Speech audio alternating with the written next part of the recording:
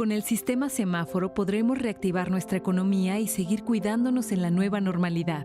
Conoce cómo funciona cada etapa. Cuando el semáforo de tu estado esté en color rojo, solo las actividades esenciales como la producción y venta de alimentos pueden trabajar con las medidas de prevención necesarias como la sana distancia y la sanitización. En naranja, se suman actividades no esenciales como hoteles y cines, pero solo a la mitad de su capacidad y siguiendo las medidas de prevención. Además, podremos acudir a los parques cuidando el 30% de capacidad. Si está en amarillo, las actividades no esenciales como restaurantes, hoteles y plazas podrán estar a un 60% de capacidad con las medidas de prevención. Finalmente, cuando esté en verde se podrá regresar a las clases presenciales, así como a los bares y gimnasios, cuidando las nuevas medidas sanitarias para evitar contagios. Para mayor información visita coronavirus.gov.mx. Juntos saldremos adelante. Gobierno de México.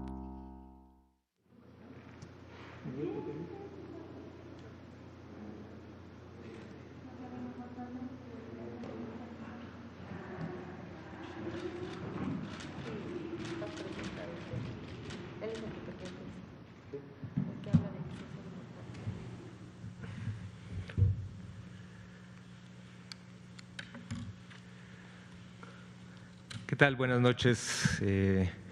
Día de hoy, miércoles 27 de enero.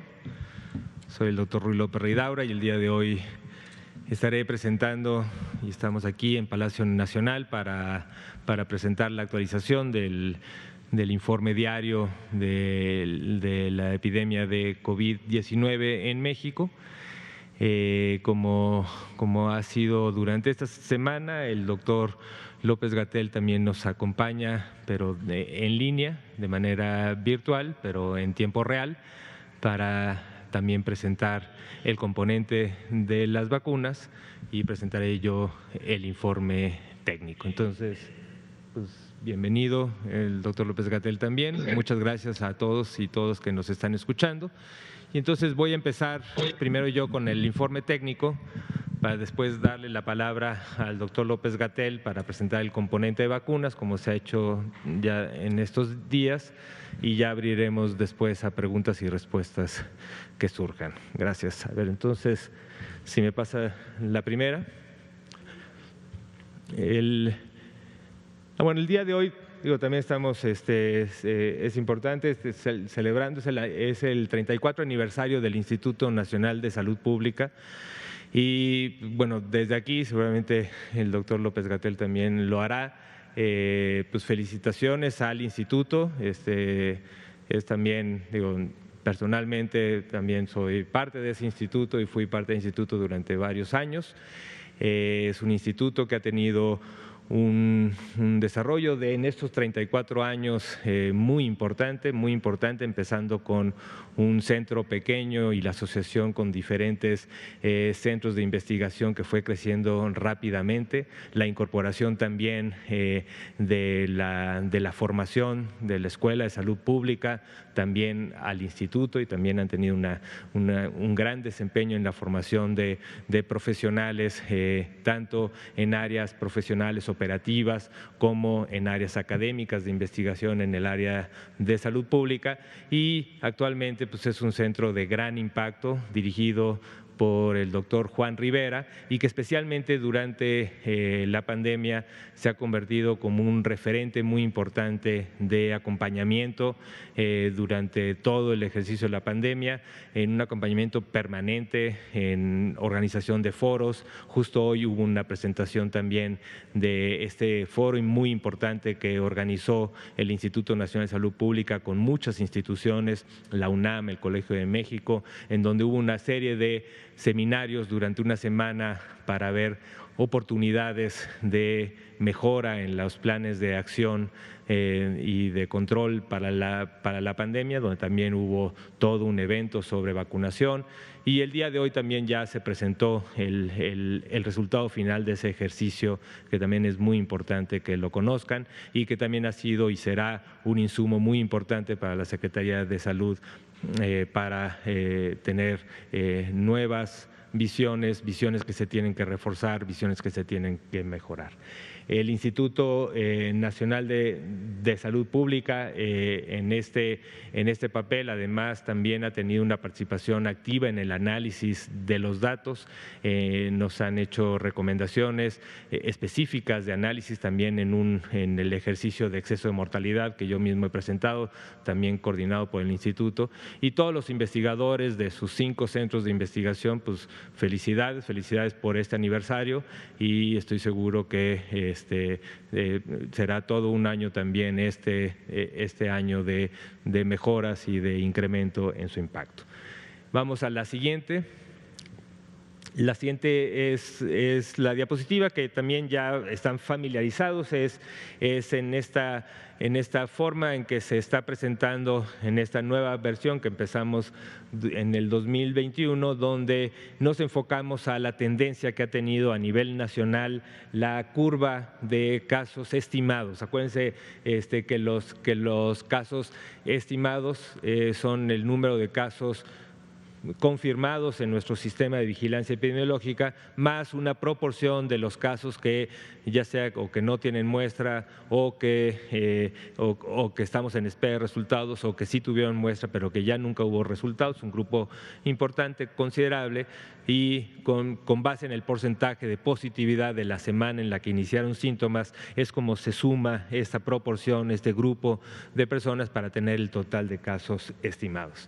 En total, el total de casos estimados al día de hoy es de 2 millones, estamos rebasando los 2 millones de casos, y también cuantificamos la estimación de personas recuperadas, que como también lo hemos explicado, son personas que iniciaron sus síntomas más allá de 14 días de la fecha actual y que se ha estimado que son personas recuperadas. El otro componente son los casos, precisamente los activos, los que consideramos que son estas personas que iniciaron síntomas en los últimos 14 días y que son el total ahora son 109,960 y representa el 5% del total de los casos estimados acumulados durante la pandemia. Este porcentaje es importante, es un porcentaje que nos ayuda a estimar también la velocidad que pueda tener reciente en la epidemia, y hemos llegado, creo que en estos días, entre 6, 7, hoy estamos en 5%, que también refleja parte del descenso que estamos viendo, como pueden ver en la curva azul, que ya cuando comparamos la semana 2 epidemiológica del año con la semana 1, vemos este decremento que ya lo mostró el doctor Alomía desde el domingo pasado cuando se abrió la semana epidemiológica, y seguimos observando este decremento, de esta disminución del 7% en comparación de esas semanas que le mencioné. La siguiente. La otra gráfica que también estamos mostrando de manera diaria es el porcentaje de positividad de la semana. También este porcentaje, como también se ha comentado ya en varias ocasiones, es el porcentaje del total de personas que tienen síntomas, cumplen con criterios para hacer un caso sospechoso de COVID, se le toma muestra y del total de las muestras cuántas o qué proporción resulta positivo para el virus SARS-CoV-2. Esto incluye tanto muestras antigénicas como muestras de PCR. Que son parte del sistema que se utiliza para la confirmación diagnóstica. En la comparación de las últimas semanas, de la semana 2 a la semana 1, de las que tenemos datos más completos, vemos una disminución de 4 puntos porcentuales al día en esta semana. Con los datos de ahora, en la semana 2 tenemos esta estimación de 41%, quiere decir que hay pues más de un 59% de personas que aún teniendo los síntomas el resultado resulta negativo. Y en los cuadros de abajo podemos ver ya el total de los confirmados a la fecha del corte del día de hoy. Han entrado al sistema de vigilancia poco más de 4,5 millones de personas con síntomas que se registran, que se les hace el estudio epidemiológico, de los cuales a la gran mayoría se les ha tomado una muestra, y de esto resulta este número de 1.806.849 casos confirmados. Y por el otro lado, son los 2.305.274 personas que se les tomó muestra, pero resultaron negativos. La siguiente. Y el otro es este componente sobre cómo se comporta la letalidad. Recuerden que la letalidad es el número es la proporción de personas que lamentablemente fallecen del total de las personas confirmadas con infección por el virus SARS-CoV-2. Esto ha ido cambiando a lo largo de la epidemia. Tal vez al principio era bastante inestable porque había pocos números, los denominadores no eran, pero y después de haber llegado casi a un pico de 20%, esto ha ido disminuyendo paulatinamente a lo largo de las semanas. La letalidad estimada en la semana 2 epidemiológica del año 2021 es del 6%, y en comparación con la semana 1 del 2021 hay una pequeña disminución de un punto porcentual de esta letalidad. El número total al día de hoy de defunciones confirmadas es de 153.639. La siguiente, por favor. Lo otro es la forma que estamos presentando día con día los datos de ocupación y de disponibilidad. Recuerden, aunque esto igual vamos a presentarlo de esa forma, cómo se ha ido incrementando también la capacidad hospitalaria, ¿no? Actualmente tenemos para este tipo de camas, las camas que están destinadas para la atención de pacientes que tienen la gravedad suficiente para requerir hospitalización, pero no están en un estado crítico como para requerir soporte ventilatorio y otro tipo de intervenciones que se hacen en el paciente crítico. Tenemos un total en todo el país de 34.742, que es el número que se ha ido incrementando. Se ha ido incrementando por los esfuerzos de reconversión, especialmente en las zonas donde ha habido una necesidad importante de expandir la capacidad hospitalaria, especialmente en aquellos lugares donde la ocupación está llegando a niveles de alerta. Y ahí ha habido un esfuerzo de todas las instituciones, de todo el sector, para aumentar la capacidad, y a lo largo de los días se han dado ejemplos específicos, hospitales nuevos que se abrieron rápidamente, como el Hospital de Tláhuac, del ISSSTE, expansiones importantes que ha hecho el IMSS. También la semana pasada también nos acompañó el maestro Zoe Robledo y habló de expansiones en el IMSS en diferentes entidades federativas. Y es el resultado. Actualmente tenemos 34.742 camas, de las cuales 20.737 están ocupadas, y esto representa un 60% de ocupación del total de las camas para ese tipo de pacientes. Sin embargo, esto sí es heterogéneo. Tenemos 18 entidades federativas que tienen menos del 50% de sus camas para ese tipo de pacientes ocupadas. Tenemos 5 entidades que están entre 50 y 69% de ocupación, que son Querétaro con 63, Veracruz con 56, Oaxaca con 55, Jalisco con 53 y Michoacán con 53.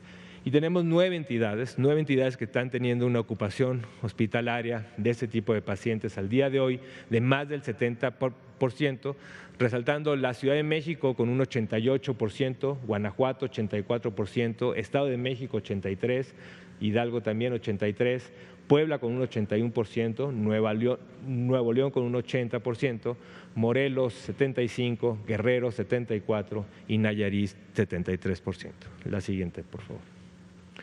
Este es el mismo esquema, pero para aquellas camas que están con los recursos necesarios para la atención del paciente crítico. Y recuerden, y siempre hacemos el hincapié en esto, que no solo es la cama, sino tanto para las camas de hospitalización general como las de ocupación para paciente crítico, pues requiere del recurso humano, personal de varias disciplinas para su atención, y de los insumos y del equipamiento, en este caso ventiladores, monitores para vigilancia y atención y resolución de los casos críticos. En este caso son casos que están intubados, que están requiriendo la asistencia por un ventilador. Y del total de camas que tenemos en el país de 10.779, están ocupadas 5.692, que representa el 53% de las camas a nivel nacional. Tenemos 3 entidades con más del 70%, Ciudad de México 85%, Nuevo León 77% y Estado de México con 76%. Tenemos 8 entidades que están entre el 50 y el 69%, que están descritas en el cuadro, y tenemos 21 entidades que tienen menos del 50% de ocupación en el paciente crítico. La siguiente, por favor. Con esto terminamos el componente del informe técnico diario, y entonces ahora le doy la palabra al doctor López-Gatell para que nos describa el componente de vacunación, para después abrir a preguntas. Adelante, doctor López-Gatell. Gracias, doctor López Ridaura. Continuamos este miércoles 17 de enero con la conferencia de prensa diaria sobre COVID-19, y ahora vamos a presentar lo que corresponde al avance del Programa Nacional de Vacunación contra COVID. Tenemos que hoy, como se puede ver en la gráfica, hemos vacunado 2.819 personas. Recordar que el Plan Nacional, la Estrategia Nacional de Vacunación contra el virus SARS-CoV-2 para prevenir COVID-19 en México tiene 5 fases claramente definidas. La primera está en este momento en curso y se orienta al personal de salud de primera línea, las personas del equipo clínico, no solamente médicos y médicas y enfermeras y enfermeros, sino 11 categorías laborales que están directamente en las unidades COVID, tanto hospitalarias como de primer nivel, como de la atención prehospitalaria, las ambulancias, los centros reguladores de urgencias médicas, también los laboratorios estatales de salud pública y en nuestro propio Laboratorio Nacional de Referencia, el INDRE. El personal va a ser vacunado, es personal que está en un alto grado de exposición a este virus.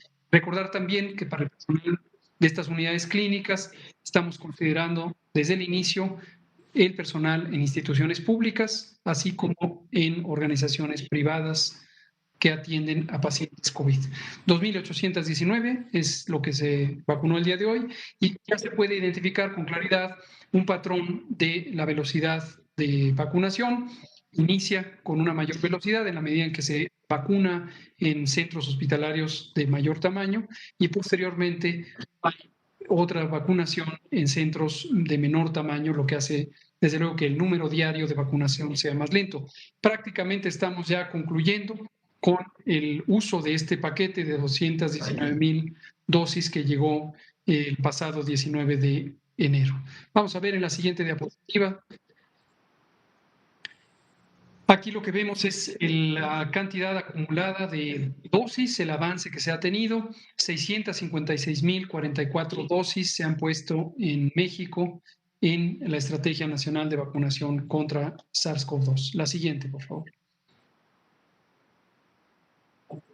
Y esto se organiza en los esquemas, las aplicaciones. Primeras dosis de aplicación de un esquema que comprende 2 dosis. La vacuna de Pfizer-BioNTech es la que en este momento se utiliza en México, y el esquema recomendado de esta vacuna es 2 dosis. Hemos puesto 624,730 primeras dosis y 31,314 segundas dosis. Esto representa un 5% del total de estas 656,044. La siguiente.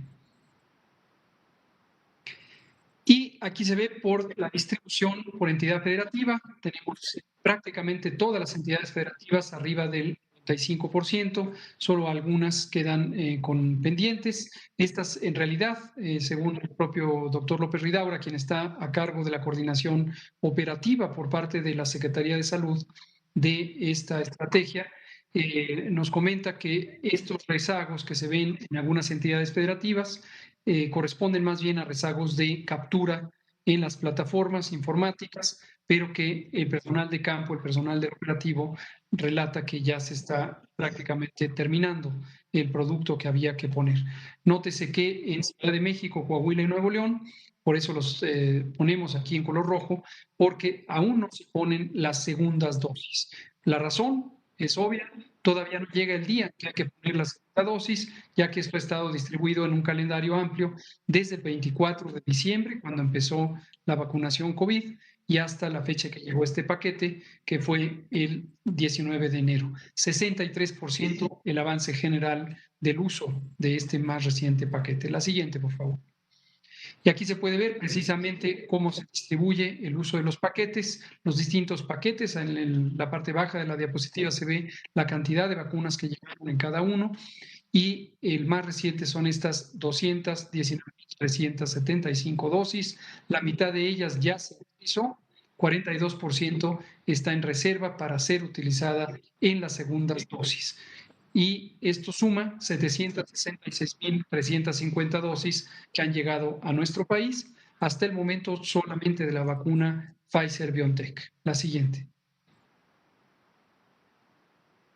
Respecto a los eventos supuestamente asociados a vacunación e inmunización, que es muy importante que de manera muy transparente y muy clara, muy abierta, todos los días lo estamos informando, recordar que esta cifra va a seguir aumentando, porque son eventos que ocurren cuanto más haya personas vacunadas. Sin embargo, es muy importante que nadie se confunda pensando que estas son situaciones permanentes. Son generalmente síntomas que se presentan al momento de la inyección o en las primeras horas, un día, 2 o 3 días, puede incluso haber algunos de los síntomas como fiebre, como dolor de cabeza, como malestar general, y en toda su mayoría se resuelven espontáneamente.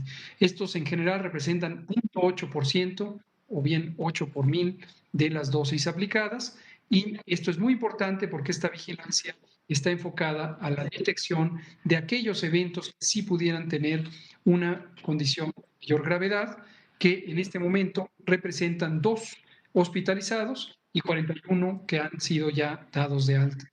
La siguiente, por favor.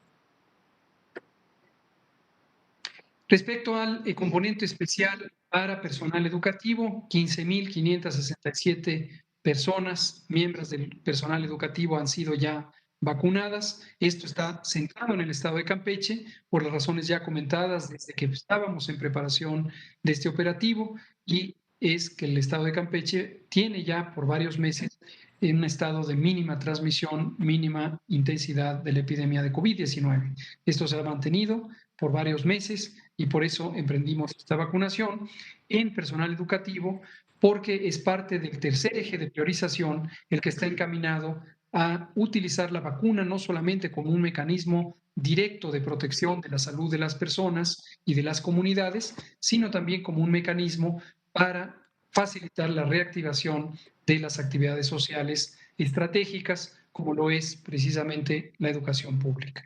Hoy se vacunó mayormente a personal de educación media y media superior, así como ya se empezó a vacunar personal de instituciones o de dependencias privadas en el estado de Campeche. La siguiente.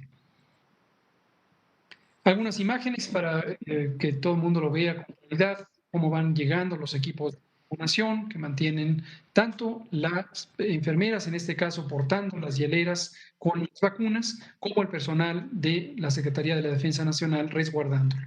Se registran los datos personales, hay una exhaustiva y cuidadosa revisión de los datos personales para tener los registros correspondientes. En este quinto día de vacunación podemos ver también a las enfermeras cómo utilizan el equipo de protección personal, mantienen el uso de cubrebocas, así como la persona que está siendo vacunada, ya que la proximidad entre una y otra es importante y podría significar un riesgo de contagio en caso que alguna de las dos tuviera enfermedad. Se mantiene en la sana distancia y con un número muy pequeño en el salón de la sala de espera. La siguiente.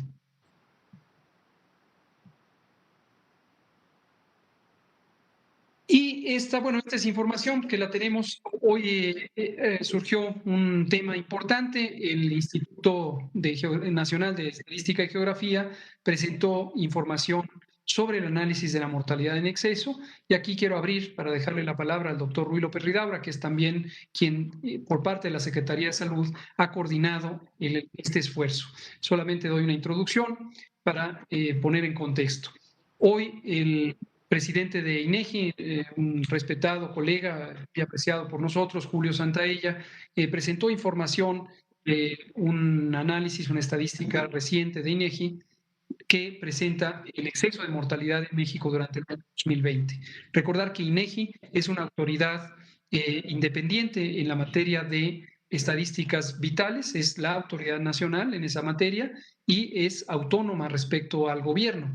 Y INEGI ha venido participando en un grupo de trabajo que conformó y coordina la Secretaría de Salud, en el que participan también el Consejo Nacional de Población a través del Registro Nacional de Población, el Instituto Nacional de Salud Pública, que cumple 34 años, como ya lo señaló el doctor López Ridaura. También participa el Instituto Mexicano del Seguro Social, participa la Organización Panamericana de la Salud, Organización Mundial de la Salud.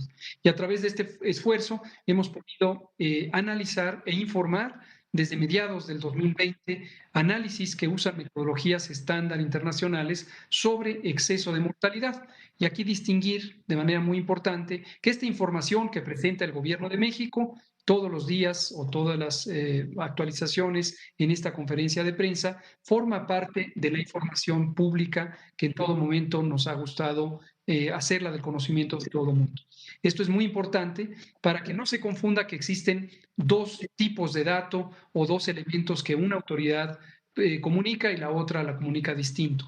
Estamos hablando de dos situaciones, las estadísticas de la vigilancia epidemiológica tienen como propósito la información en tiempo real de lo que va ocurriendo con la epidemia. Desde luego, como lo hemos advertido desde el inicio de esta epidemia, son estadísticas incompletas, en la medida en que no incorporan otras fuentes de información que llevan un plazo más largo de recabar.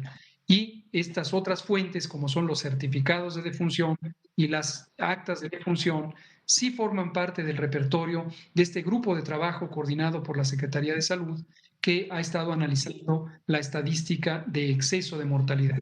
Hoy INEGI presenta datos sobre ese exceso y aquí le dejo la palabra al doctor López Ridaura si puede compartir su análisis sobre cómo confluyen estos dos elementos de información sobre mortalidad en exceso. Doctor López Ridaura, por favor.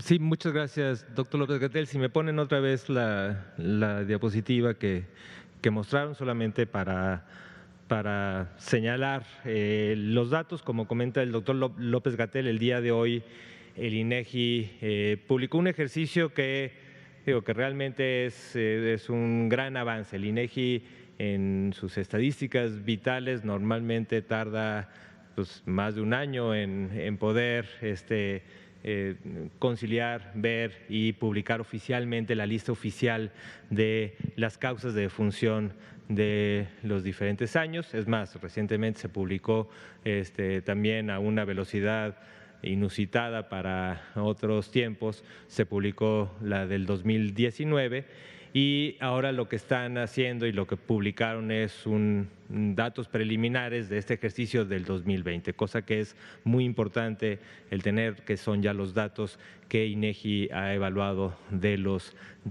certificados de defunción. Lo que sí es importante cuando vean el detalle de lo que publica INEGI es que lo que contabiliza es hasta agosto. Es un primer análisis de todas las defunciones hasta finales de agosto. Y por eso a veces puede resultar complicado el compararlo con lo que el grupo que ha estado trabajando desde más o menos en su primer informe no teníamos totalmente el mismo periodo, pero ahora aquí les traemos nada más los números comparativos del ejercicio que estábamos haciendo o que estamos haciendo y estamos publicando cada 15 días el análisis de exceso de mortalidad, tomando en cuenta la red que RENAPO tiene también de una red rápida de cada una de las entidades federativas para obtener información, no toda la información que tiene el acta de defunción, pero algunas variables que son muy importantes. Entonces, este sistema es un sistema que viene de los estados, de los registros, el acta de defunción, y esta es la que se registra rápidamente en esta red y es la que se ha usado por su oportunidad, es la que se ha usado como la fuente principal para el ejercicio de exceso en la mortalidad en el grupo interdisciplinario. Lo que está publicando INEGI es ya la información de los certificados de defunción, donde hay más detalle, hay más información, pero bueno, lo están publicando ahora lo que tuvieron en este primer análisis hasta agosto. Nosotros en el análisis de exceso de mortalidad, pues ya estamos en los últimos boletines publicando más o menos un mes de atraso, que es lo que no podemos tener con prontitud en el último mes. Entonces, nada más para mostrarles, ahora sí, comparando el mismo periodo analizado de las dos fuentes, lo que se hace en el grupo que está coordinado por la Secretaría de Salud y con los datos que coordina el Instituto Nacional de Salud Pública en el grupo técnico del análisis, pues vamos a ver que las muertes, tanto las esperadas como las confirmadas, son muy similares. Son muy similares y esta es la base para el cálculo del exceso de mortalidad. ¿Por qué las esperadas pueden variar? Y este es un punto de diferencia que es técnico, es menor. INEGI utilizó también el 2019 como parte de su estimación de la mortalidad esperada. Nosotros en el grupo experto, donde también está participando INEGI, utilizamos desde 2015 al 2018, que eran los datos que teníamos más sólidos para estimar lo esperado. Entonces, tal vez la diferencia aquí es precisamente el incorporar un año más, que también ya lo incorporaremos en nuestros nuevos análisis de exceso de mortalidad. Y las informadas también pues puede variar. Varía principalmente, y como yo mismo se los he mostrado, tenemos, no todas las entidades federativas en esta red coordinada por RENAPO reporta con la misma prontitud y la misma exactitud. Entonces, es esperable que tengamos variabilidad, pero como pueden ver, la variabilidad es mínima y el porcentaje de exceso en este periodo, de enero a agosto, a finales de agosto, es muy similar. Cuando también en esta misma publicación que hace INEGI, y esto también lo describimos nosotros cuando hablamos del exceso de mortalidad, una cosa es hablar sobre el exceso de todas las muertes, pero también decir, bueno, este exceso si es directamente asociado por COVID, ese es otro tipo de análisis. El exceso de mortalidad está compuesto por estas muertes directamente asociadas por COVID, con muchas otras causas que no están asociadas directamente a COVID, pero que por diferentes razones también pueden estar aumentadas de acuerdo a lo esperado de los últimos años. Y esto es lo que y nosotros también dentro del grupo presentamos un primer ejercicio con los diagnósticos que podíamos ver y fue que estimamos para este periodo 180,658.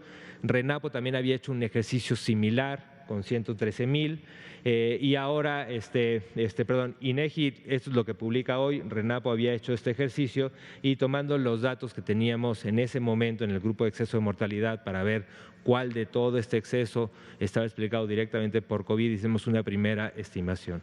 Pero mucho ha sido la discusión de por qué lo que tenemos en el CISBER es menor y esto lo hemos explicado muchas veces. El CISBER es un sistema de vigilancia de lo que está tomando son los datos confirmados. Hay un grupo de funciones que son no confirmadas y esos son los datos confirmados, pero por otro lado son parte del sistema de vigilancia de las personas que llegaron a atenderse, que están hospitalizadas, que están en el sistema y siempre hemos reconocido que hay un grupo de personas que lamentablemente fallecieron que no están dentro de nuestro sistema de vigilancia y por eso todos los análisis tanto de exceso de mortalidad por todas las causas, como los ejercicios que se han hecho para tratar de entender la causa directa de estas muertes son muy importantes para estimar exactamente el impacto final que tiene o el impacto que tiene la pandemia. Y el otro punto que quería resaltar es que todos estos aún siguen siendo preliminares.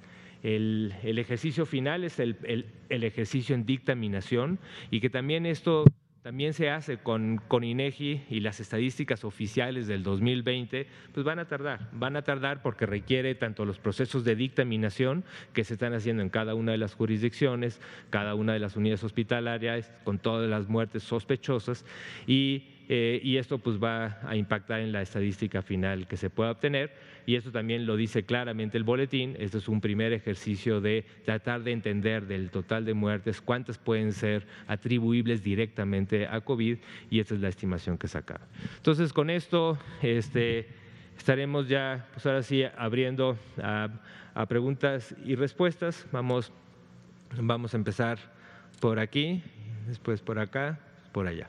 Gracias.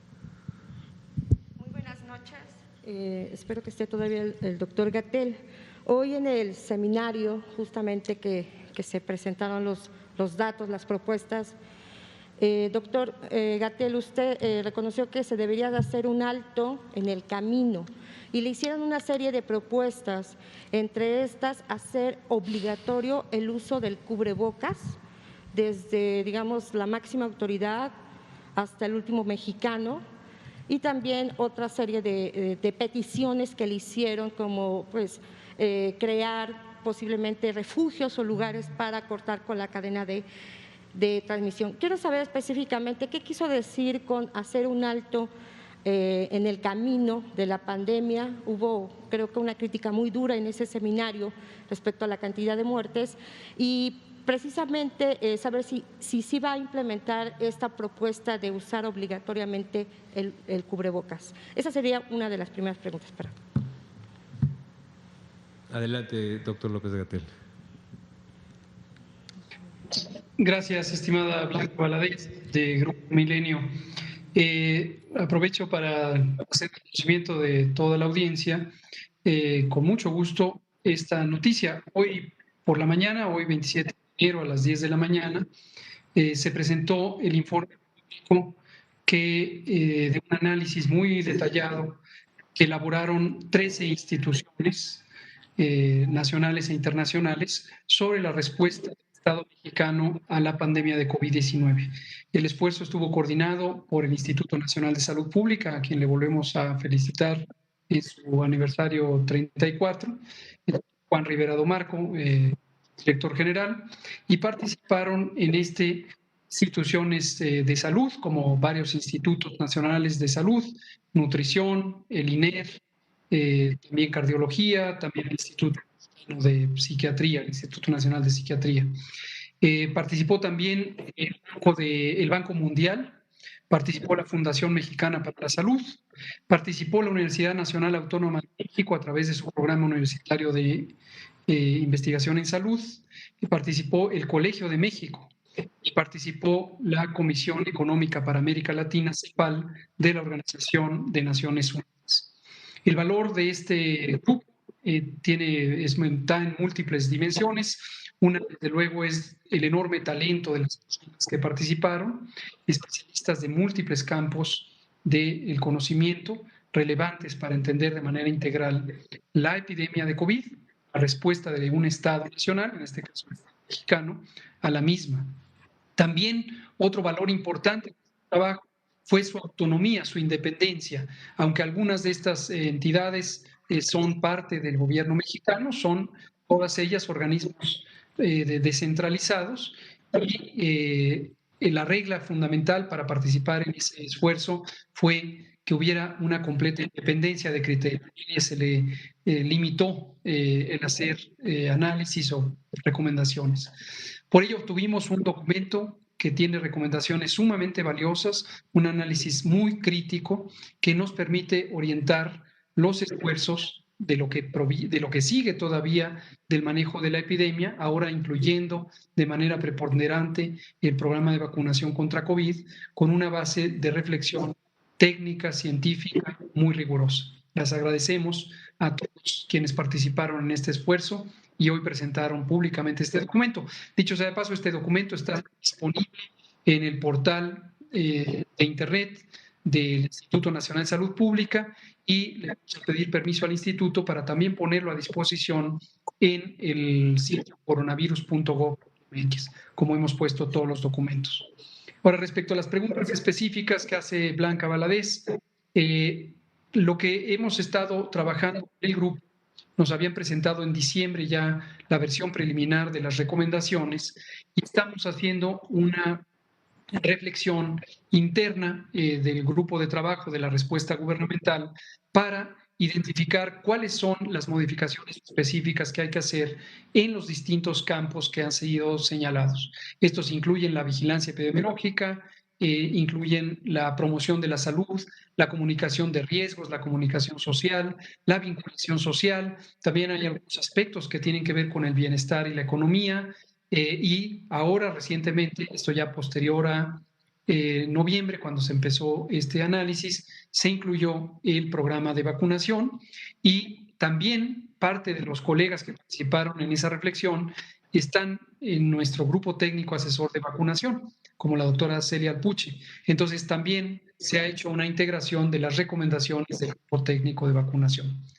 En las próximas semanas, espero que a partir de la siguiente, vamos a ir presentando una a una las recomendaciones y cuál es la respuesta que va a tener el Gobierno de México respecto a esas recomendaciones. No quisiera adelantar vísperas, le pido aquí a Blanca si nos espera un poquito porque lo vamos a hacer de manera muy sistemática para que todo el mundo pueda ver cuál fue la recomendación y cuál fue lo que ya estaba haciendo el Gobierno de México o lo que ahora empezará a hacer en caso de que sea un esfuerzo que requiere multiplicar actividades o poner actividades novedosas.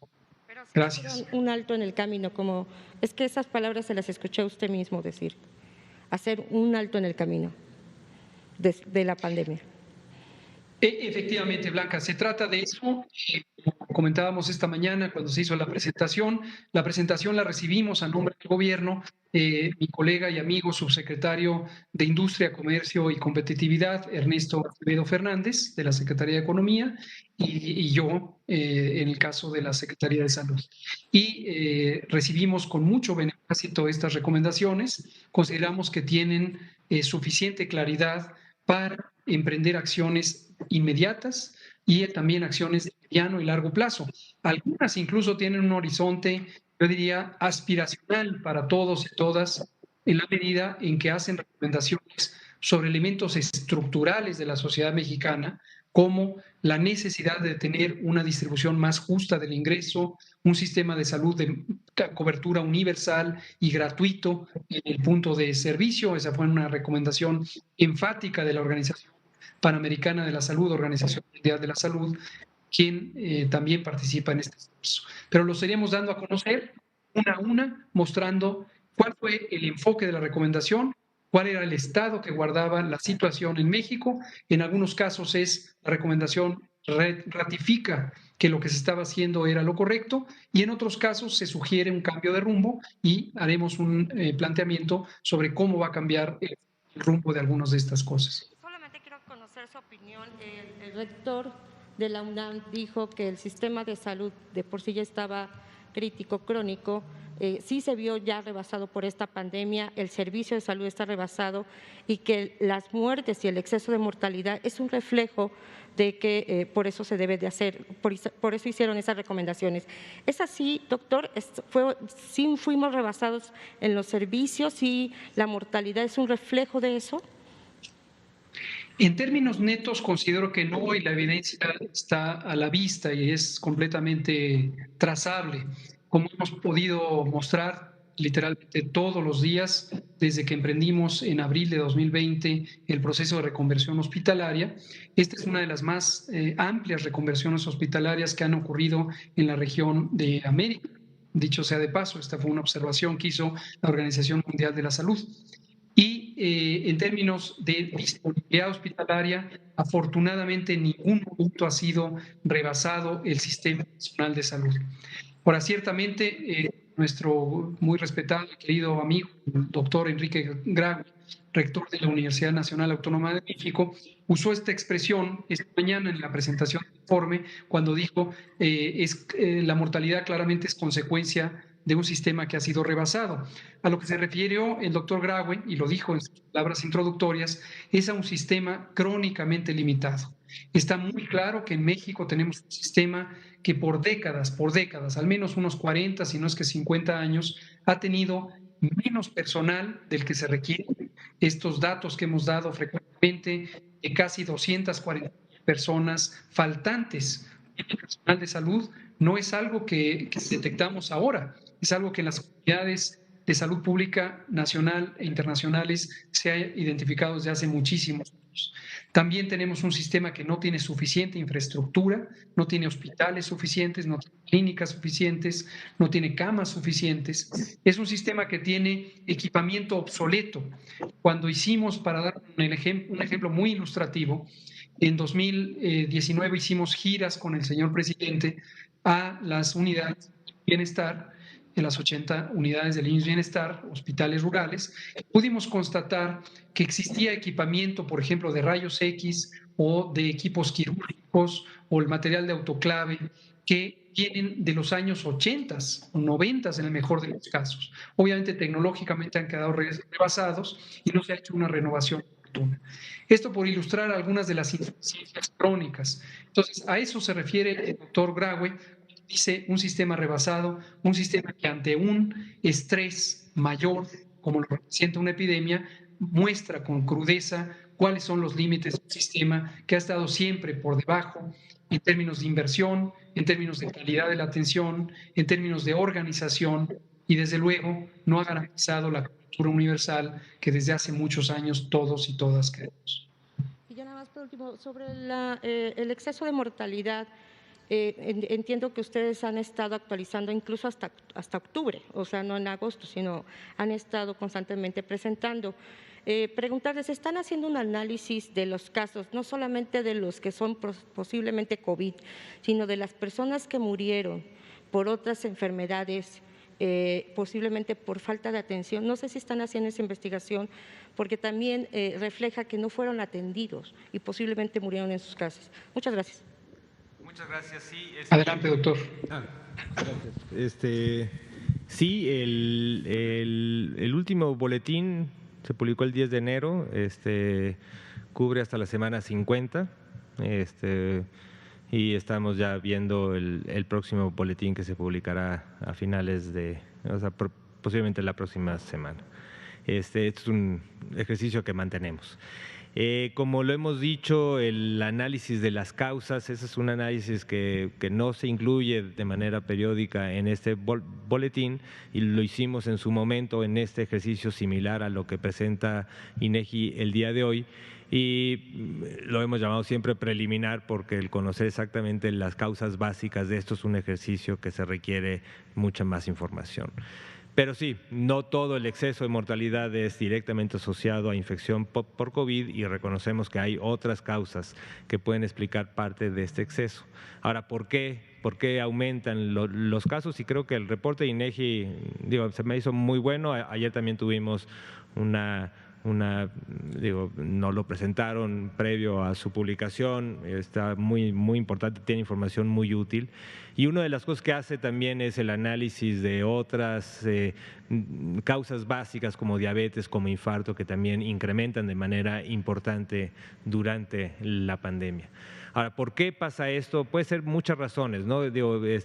No solamente, y es difícil, no tenemos la información de falta de atención. En el caso de infarto creemos que también hay un componente importante de que la gente no se acerca al sistema, pues también por la percepción de acercarse a un sistema que está con una carga importante de atención para COVID, tal vez miedo a infección, y posiblemente esos retrasos en la búsqueda de atención también contribuyen en la mortalidad, además de la posibilidad de que los sistemas estuvieran ocupados en una parte prioritaria en atención de COVID, pero especialmente no estamos encontrando en las consultas, en la atención de cáncer. Es más, cuando uno ve la estadística de cáncer, pues en la estadística de cáncer no hay un incremento importante como causa básica. Entonces, esto va a requerir un análisis mucho más profundo ya con la información completa. Buenas tardes, Juan Omar Fierro de la revista Proceso. Preguntarle al doctor López-Gatell sobre la vacunación. A mí me llama la atención de que no se ha concluido la vacunación de todo el personal sanitario y de emergencias. Sé que ya lo han dicho muchas veces, que se está vacunando a los que están en la primera línea de COVID, ¿no? Entonces, preguntar cuánto personal sanitario y de urgencias falta por atenderse de todas las áreas, si ya está totalmente concluida la vacunación del personal que atiende COVID en la primera línea de batalla, todo el personal sanitario, me refiero a todo el que está en la primera línea, desde limpieza, enfermeros, camilleros, ¿no? Y bueno, esta pregunta tiene que ver también con las protestas que ha habido a nivel nacional, por ejemplo, los médicos en Campeche, que protestaron porque se privilegió a los maestros y no a ellos. Hay que recordar que todo el personal sanitario está expuesto, porque tú puedes llegar con una fractura, puedes llegar de un accidente, puedes llegar por una descompensación diabética y en realidad también tienes el COVID y también puedes contagiar a ese otro personal sanitario que está expuesto. Entonces, saber si estos números de cuánto personal sanitario falta por recibir la vacuna, aunque no esté en la primera línea del COVID, perdón. Muchas gracias. Doctor Gatell, ¿quiere iniciar y yo complemento si quiere? Adelante, doctor López de Obra. Desafortunadamente el audio se oye muy entrecortado y no voy a entender la pregunta, pero doctor López de Obra, si pudiera abordarla. Sí, muchas gracias. La pregunta es muy importante y quiero primero decir que la estimación de del personal de salud en primera línea ha sido un proceso complejo. No es que teníamos los censos a la mano y ya podíamos tener la facilidad de rápidamente cuantificarlo y meterlo en este registro nominal. Hemos insistido en el registro y en la definición de lo que vamos a vacunar en este registro nominal. Es muy importante tanto para la persona, para conocer cuál se vacunó y cuándo requiere su segunda dosis, si está en un esquema de 2 dosis, pero también para la cuantificación de la cobertura, ¿no? Es muy importante. Entonces, este esfuerzo de juntar los censos nominales de cada una de las instituciones fue un gran reto. Tuvimos también la necesidad de cruzar CURPS de personas o personal de salud que podía trabajar en más de una institución. Una vez también cuando incluimos también los censos de los hospitales privados que habían o que están atendiendo o participando en la atención de COVID, también tuvimos que hacer esos cruces y por eso una estimación de cuánto es el personal de salud de primera línea, también con esta definición específica de pedirle a todas las instituciones y que sean muy claros de cuál es este personal que realmente está en la primera línea, no solamente en la primera línea hospitalaria, sino también en la primera línea de atención en el primer nivel, que incluye los centros de diagnóstico, los centros de triage, los centros de consulta externa en el primer nivel de atención, las ambulancias, todo el componente prehospitalario y de traslado. O sea, es un grupo más diverso, más amplio, los laboratorios de diagnóstico, toda esta parte. En esa estimación, ahorita tenemos una estimación con el censo nominal, más o menos cerca de 750,000 trabajadores. Llevamos al día de hoy cerca de 600, casi 690,000 de primera dosis y justo en este lapso que tuvimos de hacer las primeras vacunas y en el próximo embarque estamos mejorando este censo para tenerlo un poco con mayor precisión que nos permita el completar todo el personal de primera línea en el próximo embarque que llegue de la vacuna, que tenemos a la fecha actualmente es el 15 de febrero que tenemos programado el embarque de Pfizer. Ahora, el otro personal, como usted lo comenta, esto es creo que es importante, pero sí creo que es importante también comunicar que sí había una mayor prioridad para el personal que está claramente atendiendo mayor pacientes COVID. ¿Qué tanto el personal de salud de otras áreas tiene riesgo? Sí, y sí se reconoce, como también posiblemente muchas otras profesiones que también riesgo de interacción con personas que tal vez no se conocen con COVID y que hubiera también riesgo de contagio. Por eso la necesidad de que durante todo este proceso de vacunación sigamos manteniendo todas las precauciones necesarias. En un escenario de incertidumbre también de la velocidad a la que pueden ir llegando las vacunas, es muy importante el ir cubriendo estas poblaciones prioritarias y consideramos que este personal de salud, que es muy importante también para la atención general de todos los problemas de salud, están también dentro de la línea de priorización e iremos viendo de acuerdo al aporte de vacunas. Hemos ido recolectando también estos censos para su inclusión conforme vayan llegando más vacunas. ¿Cuántos son? ¿Cuánto falta de este personal? Ese es un censo más complicado de cuál es el personal. Tenemos también una estimación inicial que hicimos con base en los datos estadísticos del sector público, porque estos son los datos que teníamos y teníamos un estimado de aproximadamente de 1 millón total de personal de salud adscrito a instituciones públicas. Esa es la estimación inicial que tenemos con base en la información oficial que tenemos en una base que también es de acceso público, que es Sinergias, que es la base de los recursos humanos que tenemos en el sector público. En este sentido, ¿cuál es la justificación para vacunar a 20,000 maestros cuando ustedes reconocen que tienen 690,000 personal de primera línea COVID vacunado y que son 750,000?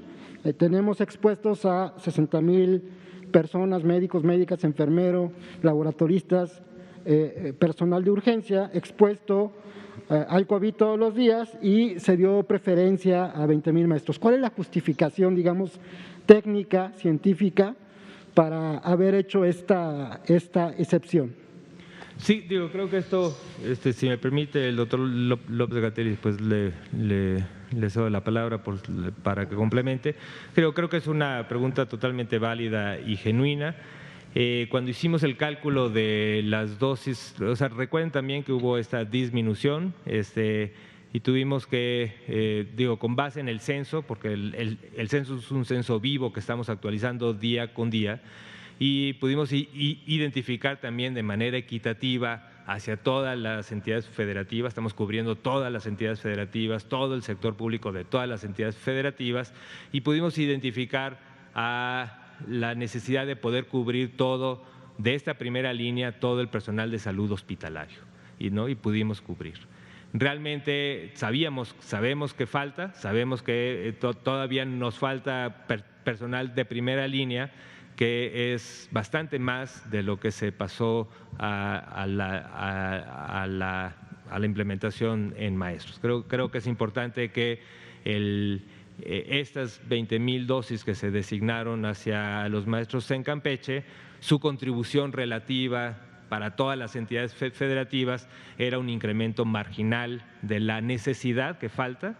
No podíamos cubrir la necesidad real de todo el personal de salud, y estamos en espera de que ahora, con el siguiente embarque, que ya tiene suficiente cantidad, podamos ahora sí llegar de manera equitativa a todas las entidades federativas para cubrir el 100% de la necesidad de primera línea. Y por otro lado, la acción, como también se ha explicado, la acción en maestros, este es un eje que tenemos, un eje complementario en la política nacional de vacunación, que lo que busca es la oportunidad de la apertura de sectores socioeconómicos que puedan también y son necesarios de abrir, y una de las opciones que también se planteó en la política era precisamente el sector educativo como uno de los componentes de necesidad de abrir rápidamente, y se había definido también, se había planteado de manera clara desde un inicio que en aquellos estados que estuvieran con una muy baja transmisión, como es el caso de Campeche, durante meses estuvo en semáforo verde, pues se veía ahí una oportunidad para abrir más rápidamente, tal vez más que en otros estados, el sector educativo. Se destinaron ahí, está eso, se inicia.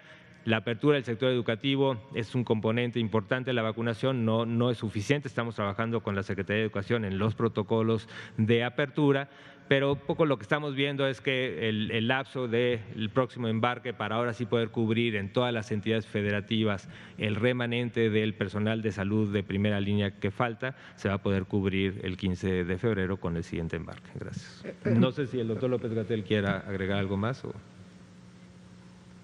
Bueno, no, siguiente. Totalmente se dijo. Bueno, dos preguntas últimas que tienen que ver todavía con vacunación. Una es, en proceso tenemos un audio de personal paramédico de ambulancias privadas, aéreas y terrestres, que hablaron justamente de este sistema, y que dice al sistema que hablan por teléfono, al teléfono que está asignado para el personal médico. Y a ellos lo que les dicen es que si no forman parte, digamos, de una institución hospitalaria, no están considerados. Los paramédicos que están haciendo hasta 15 traslados diarios, paramédicos privados, hasta 15 traslados diarios no están considerados en esta primera línea de batalla, a pesar de que todos sus traslados en este momento, o la mayor parte de ellos, son de personas con COVID, y además que dicen ellos que luego tienen que estar hasta 6 horas en un hospital para que les reciban el paciente. Esa sería, por un lado, la pregunta sobre esto. La otra, bueno, pues tiene que ver con estos voluntarios que se ha dicho que integran las brigadas de vacunación, que son 2. ¿Quiénes son esos voluntarios? ¿Ya están trabajando en las brigadas? Y al mismo tiempo, ¿por qué no están trabajando en estas brigadas de vacunación las personas que toda su vida trabajaron en la vacunación, en este Programa Nacional de Vacunación que ya existía y que aplica el resto de las vacunas en nuestro país, y que en este momento pudieran estar ociosos o pudieran no estar trabajando porque, por lo mismo, por la emergencia de COVID, pues ha disminuido la cantidad de gente que está acudiendo a los centros hospitalarios, ¿no? Entonces, por un lado, ¿qué respuesta le darían estos paramédicos privados que quedaron fuera? Y por el otro, ¿quiénes son estos voluntarios? No los hemos visto, nadie nos ha dicho nada sobre ellos. ¿Cómo llegan? ¿Cómo se integran? ¿Vienen de un partido? ¿Vienen de la sociedad civil? ¿Cuál sociedad civil? Y por el otro, estas personas del Programa Nacional de Vacunación, ¿qué están haciendo y por qué no se integran a esta estrategia?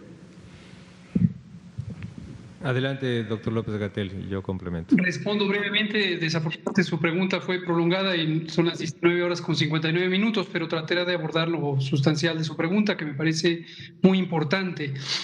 Es claro que hay una confusión cuando usted dice que ¿por qué está ocioso el personal del Programa Nacional de Vacunación? Las fotos que mostramos hoy, que hemos mostrado ya varios días, en donde se ven enfermeras, estas enfermeras están afiliadas a las instituciones de salud.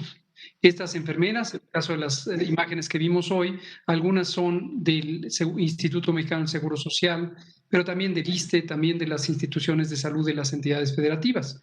Todas ellas, y no solamente enfermeras, también hay otro personal, son el personal vacunador.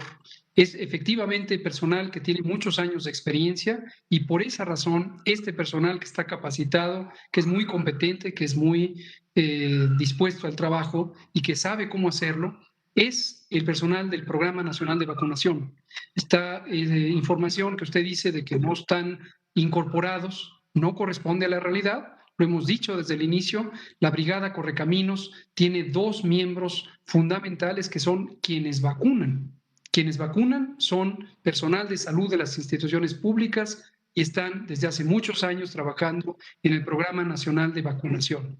Ahora, el operativo de vacunación contra COVID es muchísimo más amplio de lo que históricamente pudiera haber tenido de vacunación un Programa Nacional de Vacunación. Las vacunaciones más amplias que llegaron a ver en México son, por ejemplo, en el año 89, 1989, 1990, cuando tuvimos un importante rebrote de sarampión con más de 60,000 casos y cerca de 6,000 muertes. Y aún en ese caso no llegaron a vacunarse más de 10 millones de personas. Hoy estamos aspirando a vacunar 126 millones de personas, la totalidad de la población. Y esto implica innumerables retos operativos que requieren, además, hacerlo en una manera muy acelerada y por eso se requiere, además del Programa Nacional de Vacunación, muchos otros componentes del Estado mexicano. Entonces, que no haya duda alguna, quizá ha sido un poco de información que le ha faltado, hemos venido informando, las personas que trabajan en el Programa Nacional de Vacunación vacunan. Y además de ellas, existen otros 10 componentes de la Brigada Correcaminos que han sido explicados en varias ocasiones y son personal que hace la vinculación de la población y además el resguardo del propio operativo. Entonces, esta es la información, pero con mucho gusto lo podemos ampliar tantas veces sea necesario o cualquier duda que persista. Hoy son ya las 20:02. Cierro nada más con un informe general, como lo hacemos todos los días, de la salud del señor presidente Andrés Manuel López Obrador. Afortunadamente sigue evolucionando positivamente. Hoy cumple su 4º día de padecimiento de COVID-19. Persiste con síntomas mínimos. Ha tenido algunos pequeños y breves episodios de febrícula, prácticamente ninguna otra molestia. Cuando se le pregunta repetidamente, finalmente concede y dice, bueno, un poco de dolor de cabeza, ya que insisten tanto. Hoy tuve el privilegio de estar en contacto telefónico con él un par de veces y a mediados de la tarde, y él sigue muy activo, no solamente con síntomas mínimos, sino además sigue ejerciendo sus funciones. Esperamos que así continúe y, como él lo ha indicado, con absoluta transparencia lo seguiremos informando. Terminamos aquí la conferencia de prensa. Gracias al doctor López Ridaura, que la condujo hoy y explicó aspectos claves de este operativo, de la vacunación y del tema de mortalidad en exceso. Muchas gracias. Nos vemos mañana. Buenas noches.